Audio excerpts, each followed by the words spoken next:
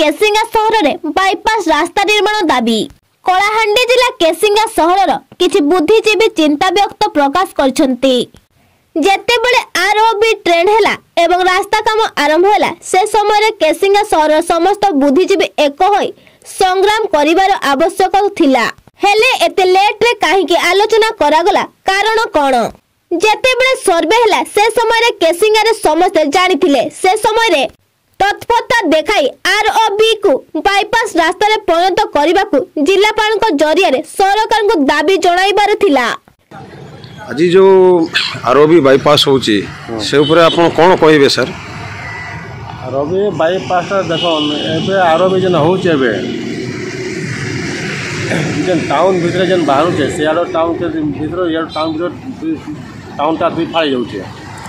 यारे school college दुनिया भर जगह रोचे यारे रोचे टाउन मझे रोचे से आरओबीटा सब तो टाउन भीतर नहीं हबार कथा एक है जदि है तार बाईपास निहाती दरकार बाईपास नहीं आगामी दिन जेन एक्सीडेंट है दुनिया भर होचे आम जगार छक्रे सेटा तार सरकार दायी रहे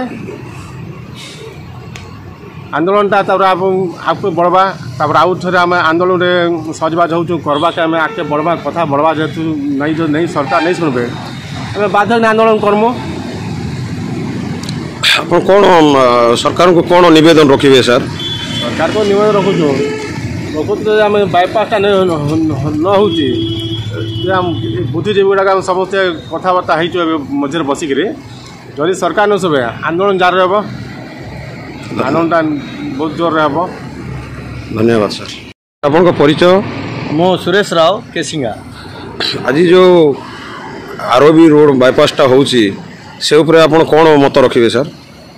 केसिंगा रे जो भलिया गोटे भूतल ब्रिज हिची केसिंगा जनसाधारण आंदोलन करी गोटे अंडरग्राउंड ब्रिज निर्माण हो जाइए जो थे नेशनल हाईवे रे जिते गाड़ी जीवा कथा सबू गाड़ी गली जाउची तापरे केसिंगा पाई बोली करी कोनसी प्रकार आरओबी रो आवश्यकता नथिला केवल आवश्यकता थिला ताहले गोटे सुंदर भाव में केसिंगा बाहरे बाहरे तेल नदी आड़ीबंध उपरे गोटे बाईपास रास्ता निर्माण आवश्यकता थिला किंतु वर्तमान केसिंगा सहर को लागिकरी 300 कोटी टंका खर्च रे से अंडरग्राउंड ब्रिज को लागिकरी जो गाड़ी अंडरग्राउंड ब्रिज रे जाउची सेटा ही आरओबी ऊपर जीवा पई व्यवस्था करी 300 कोटी खर्च करी 200 फुट रो प्रशस्त जमी अधिग्रहण करी वर्तमान 4 थाकिया ओवरब्रिज निर्माण चली जहाँ फल केसिंगार ना तो ट्राफिक समस्यार समाधान हम ना तो कौन एनएच उपरे जाउथुवा गाड़ी बाधक गाड़ी कौन प्रकार जीवार सुविधा हो पार। वर्तमान केसिंगा पाई आवश्यक बोले केवल गोटे सुंदर बाईपास रास्ता ही जोपटे केसिंगा उन्नति करुच्ची केसिंगारू भानीपाटना पर्यंत जोल्को और केसिंगा मध्य जोटी नूतन व्यावसायिक अनुष्ठान गढ़ी उठुची एफसीआई अच्छी वेयर हाउस अच्छी आवासिक विद्यालय अच्छी दुईटी जनबहुल वार्ड अच्छी छोट छोट मार्केट एरिया अच्छी लोक मैंने से दुकान बजार व्यवसाय कर चलुँच से भाया व्यवस्था को नष्ट करी अधा केसिंगा सहर को बर्बाद करी आरओबीटा बाईपासटा संजोग होची जहाँ को जनसाधारण बुद्धिजीवी संपूर्ण भाव में विरोध करुँच एवं सरकार आगामी दिन में गोटे सुंदर बाईपास प्रकल्प केसिंगा को देवे बोलिकर समस्ते लिखित मध्य देवार व्यवस्था होची एवं जदि सरकार सीधा साधा न शुणवे ताले केसिंगार जो चरित्र अच्छी केसिंगा न्याय पाई केसिंगार जनसाधारण सरकार सागर भल भाव लड़ी जाइछन्ति इतिहास अच्छी एवं आगामी दिन रे मध्य आबाल बनिता वृद्ध सर्वदलीय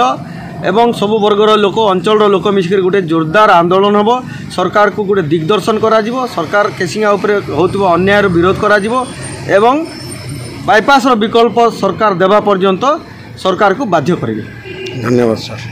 एबे मध्य दाबी कले हबो मानुछि हेले बहु कष्ट हेबो काहेकि ना किछि लोक निज निज स्वार्थ को नै सहर मझरे रास्ता करबा को support करिसंती।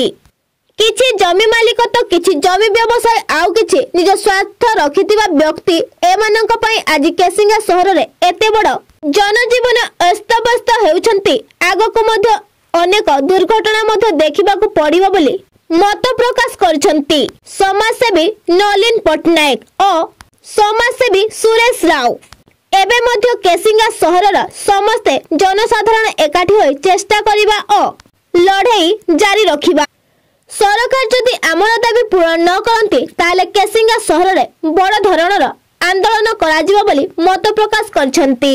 Kalahandi Mahadev Khandwal report Anudhyan TV.